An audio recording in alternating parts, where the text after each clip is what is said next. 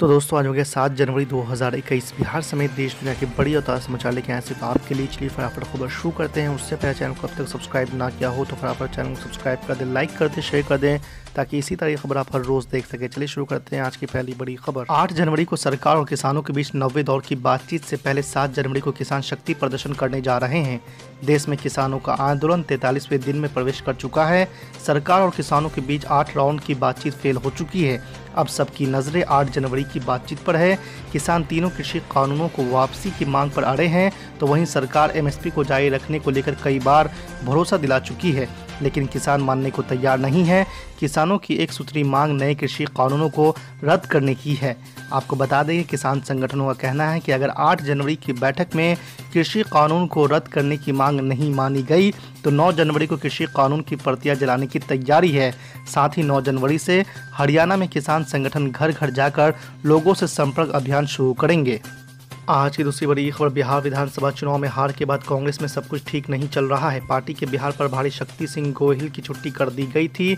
इस बीच कांग्रेस के लालगंज के पूर्व विधायक भरत सिंह ने दावा किया है कि पार्टी के 11 विधायक कभी भी राष्ट्रीय जनतांत्रिक गठबंधन यानी कि एनडीए में शामिल हो सकते हैं। दावा है कि पार्टी छोड़ने वाले नेताओं में प्रदेश अध्यक्ष मदन मोहन झा और कांग्रेस के विधानमंडल दल के नेता अजीत शर्मा के भी नाम जुड़ सकते हैं।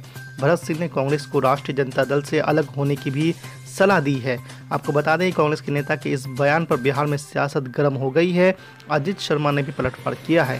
साथ ही आपको बता दें कि पूर्व विधायक भरत सिंह कांग्रेस में प्रदेश अध्यक्ष मदन मोहन झा के पुराने विरोधी रहे हैं। बीते दिनों कांग्रेस मुख्यालय सदाकत आश्रम में उन्होंने मदन मोहन झा सहित कई बड़े नेताओं पर गंभीर आरोप लगाते हुए धरना भी दिया था। अब उनका ताज़ा बयान भी मदन मोहन झा और अजीत शर्मा सहित कई बड़ी नेताओं को कटघरे में खड़ा कर रहा है। आज की तीसरी बड़ी खबर। समाजवादी पार्टी के राष्ट्रीय अध्यक्ष अखिलेश यादव ने कहा कि गाजियाबाद के मुरादनगर में शमशान स्थल पर 2 दर्जन से ज़्यादा मौतें विचलित करने वाली है। अक्टूबर में बनाई गई छत जनवरी में ढह गई। भाजपा राज में भ्रष्टाचार की यह निंदनीय घटना है जिससे सरकार अपने दाग नहीं बचा सकती है। अखिलेश यादव ने बुधवार को जारी एक बयान में कहा है कि अब यह बात तो साफ हो गया है कि 16 लाख की दलाली खाकर मौत की छत का टेंडर निकाला गया। इसके उद्घाटन के शिलालेख पर मुख्यमंत्री और नगर विकास मंत्री का नाम है। भाजपा सरकार के इस जानलेवा अपराध को जनता माफ नहीं करेगी। भ्रष्टाचार के खिलाफ जीरो टॉलरेंस का दावा करने वाली भाजपा सरकार मुरादनगर गाजियाबाद के साथ पूरे राज्य में भ्रष्टाचार में डूबे हुए हैं। अखिलेश यादव ने कहा है कि मुरादनगर की दर्दनाक घटना की जांच के लिए समाजवादी पार्टी की 10 सदस्यीय जांच कमेटी बनाई गई है। यह कमेटी गुरुवार को मुरादनगर जाकर पीड़ित परिवारों से मिलेगी और दुर्घटना की जाँच करेगी। आज की चौथी बड़ी खबर। टीआरपी केस में रिपब्लिक टीवी के संपादक अर्नब गोस्वामी के खिलाफ मिले सबूत महाराष्ट्र पुलिस ने हाईकोर्ट में कहा। जी आपको बता दें कि मुंबई पुलिस ने बुधवार को बम्बई हाईकोर्ट को बताया है कि टेलीविजन रेटिंग पॉइंट्स यानी कि टीआरपी घोटाले में रिपब्लिक टीवी के संपादक अर्नब गोस्वामी के खिलाफ कुछ सबूत मिले हैं, इसलिए बलपूर्वक कार्रवाई से छूट जारी रखने के इच्छुक नहीं है। हालांकि उच्च न्यायालय ने किसी भी दलील को सुने बिना मामले की सुनवाई स्थगित कर दी है। मुंबई पुलिस सुनवाई की अगली तारीख 15 जनवरी तक किसी भी तरह का दंडात्मक कदम नहीं उठाने के अपने पूर्व के आश्वासन को जारी रखने पर सहमत हो गई है। आपको बता दें कि कथित फेक टीआरपी केस पिछले साल सामने आया था, जब ब्रॉडकास्ट ऑडियंस रिसर्च काउंसिल ने शिकायत दर्ज कराई थी कि कुछ टेलीविज़न चैनल टीआरपी नंबर्स में हेरफेर कर रहे हैं ताकि विज्ञापन से अधिक रेवेन्यू अर्जित कर सके। बुधवार को कोर्ट ने कोई बहस सुने बिना मामले को स्थगित कर दिया क्योंकि रिपब्लिक टीवी के वकील हरीश साल्वे पेश नहीं हो सके और दूसरे सीनियर वकील परिवार में किसी मेडिकल इमरजेंसी की वजह से फंस गए थे। आज की पांचवी बड़ी खबर। जैसे जैसे पश्चिम बंगाल में चुनाव की तारीख नज़दीक आ रही है वैसे वैसे चुनाव दिलचस्प रुख लेता जा रहा है। बीजेपी और ममता के बीच सीधी जंग की तैयार होती ज़मीन पर हैदराबाद वाले असदुद्दीन ओवैसी पहुंच चुके हैं। ओवैसी का सियासी सितारा इन दिनों बुलंदी पर है और उसी बुलंदी के भरोसे वो ममता के गढ़ पर अपनी ताकत आजमाने का ऐलान कर चुके हैं। इस वक्त पश्चिम बंगाल का एक चुनावी पासा मुस्लिम राजनीति के चौसर पर फेंका जा रहा है। पहले तो इस लड़ाई में ममता बनर्जी के टीएमसी और बीजेपी ही थी, लेकिन अब नई एंट्री ऑल इंडिया मजलिस इत्तेहादुल मुस्लिमीन यानी कि एआईएमआईएम के प्रमुख असदुद्दीन ओवैसी ने ली है। रविवार को ओवैसी बंगाल गए और वहां से लौट भी गए, लेकिन बंगाल के कई राजनीतिक धुरंधरों की नींद भी हराम कर गए। सत्तारूढ़ तृणमूल कांग्रेस कह रही है कि आते जाते रहते हैं ऐसे लोग, लेकिन बीजेपी को लगता है कि असदुद्दीन ओवैसी जितना जोर लगाएंगे बीजेपी उतना ही फायदे में रहेगी। बंगाल में MIM पार्टी अब्बास सिद्दीकी साहब के साथ काम करेगी, उनके पीछे रह काम करेंगे। अब्बास सिद्दीकी साहब जो भी फैसला करेंगे हम उस फैसले का उनका साथ देंगे, उनको सपोर्ट करेंगे। अब्बास सिद्दीकी ऑलरेडी ये अनाउंस कर चुका है जो अगले जो चुनाव आ रहा है उसमें वो खड़े के वोट के मैदान पे लड़ेंगे। ये जो भी अब्बास सिद्दीकी साहब फैसला लेंगे, डिसीजन लेंगे, MIM पार्टी उनके साथ खड़े रहेंगी और फ्यूचर में क्या करना है, कैसा करना है, अब्बास सिद्दीकी साहब आपको बाद में बताएंगे। 55 से ज्यादा किसान शहीद हो चुके हैं, लेकिन सरकारें सुनने तैयार नहीं है और अपनी नाकामी छिपाने के लिए, अपनी नाकामी पे पर्दा डालने के लिए बार बार सरकार कभी धर्म के नाम पर कानून लाती है, कभी मुद्दे को भटकाने वाला लव जिहाद लाती है, कभी CA लाती है। मैं पूछना चाहता हूं कि जो नया कानून उत्तर प्रदेश सरकार लाने की तैयारी कर रही है, Uttar Pradesh regulation and registration of religious places act, यानी कि धर्म स्थलों को अपने तरीके से अधिकार में और कब्जे में लेने वाला कानून, अपनी मनमानी चलाने वाला कानून जो लाने वाली है, क्या उससे युवाओं को रोजगार मिलेगा? किसानों को फसलों के दाम मिलेंगे? क्या महिलाओं के साथ बलात्कार की घटनाएं रुक जाएंगी?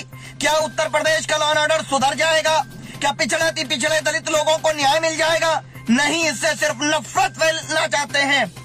क्या बताइए कोई मुसलमान मस्जिद, क्या कोई सिख गुरुद्वारा, क्या कोई ईसाई चर्च किसी की जमीन कब्जा करके बनाता है? क्या बताइए तमाम लोगों को, तमाम धर्म के मानने वालों को अपने रिलीजियस प्लेसेस को बनाने का अधिकार नहीं है? उनकी जांच के नाम पर गुंडागर्दी की जाएगी, उनके अधिकारों का हनन किया जाएगा। इस कानून का गलत इस्तेमाल होगा लव जिहाद की तरह। जैसे उस कानून में बेगुनाहों को फंसाया जा रहा है, वो कानून एक हथियार है नाकामी छिपाने का, एक राजनीतिक हथियार, जिसके जरिए अपनी नाकामी को छिपा दो। प्रदेश की 23 करोड़ जनता के शिक्षा, स्वास्थ्य, रोजगार के मुद्दे को दबा करके ये बेहुदा मुद्दे उठाओ, जनता को भ्रमित करो और सत्ता में आ जाओ। ये इनका फॉर्मूला है जो ये कानून बना रहे हैं। मैं पूछना चाहता हूं कि क्या जो लोग धार्मिक आस्था से प्रेरित होकर के अपने धर्म स्थलों को चंदा देते हैं, उनकी कमेटियां हैं, क्या उनको कब्जे में लेकर के उनको नेस्ते नाबूद करके एक विचारधारा को आप थोपना चाहते हैं? वो भी वो विचारधारा जो 20वीं सदी में हिंदुत्व के नाम से पनपी थी, जिसका किसी धर्म से कोई लेना देना नहीं। वो एक राजनीतिक विचारधारा है जो सबको एक रंग में रंगना चाहती है, इसका किसी भी धर्म से कोई संबंध नहीं है। आई चैलेंज सावरकर, गोलवलकर, हेगडेवर और नरेंद्र मोदी जी, योगी जी और RSS संघ प्रमुख मोहन भागवत जी, आई चैलेंज यू कि मुझे बता दीजिए कि जो आप कर रहे हैं ये कौन से धर्म की संस्कृति है? किसी धर्म की संस्कृति नहीं है, न हिंदुस्तान की संस्कृति है। ये उस 20वीं सदी में पनपे हिंदुत्व की संस्कृति है जिसमें किसानों, युवाओं, महिलाओं, युवाओं के लिए, गरीबों, दलितों, पिछड़ों के लिए, अति पिछड़ों के लिए कोई जगह नहीं है। अल्पसंख्यकों के लिए, मुसलमानों के लिए, सिखों के लिए, ईसाइयों के लिए कोई जगह नहीं। ये कौन सी विचारधारा आप चाहते हैं?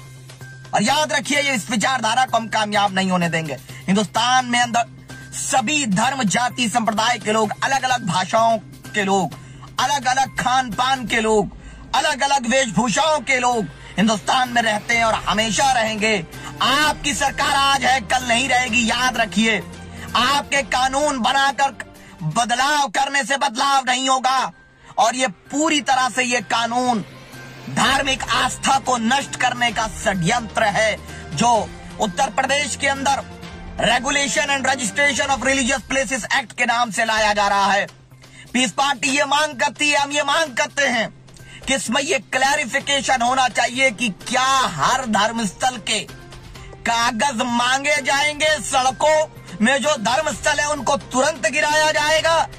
जो थाने में है, सरकारी प्रॉपर्टियों में है, क्या उनको तुरंत गिराया जाएगा? या जितने भी कब्जा करके बने हैं, चाहे वो गाजियाबाद में हो, गाजीपुर में हो या अयोध्या में हो, सबको गिराया जाएगा या कोई और प्रावधान लाया जाएगा? स्पष्ट कीजिए। दूसरी चीज, क्या आप चाहते हैं कि उत्तर प्रदेश के अंदर ईसाई चर्च में जाकर के अपनी प्रेयर ना करें?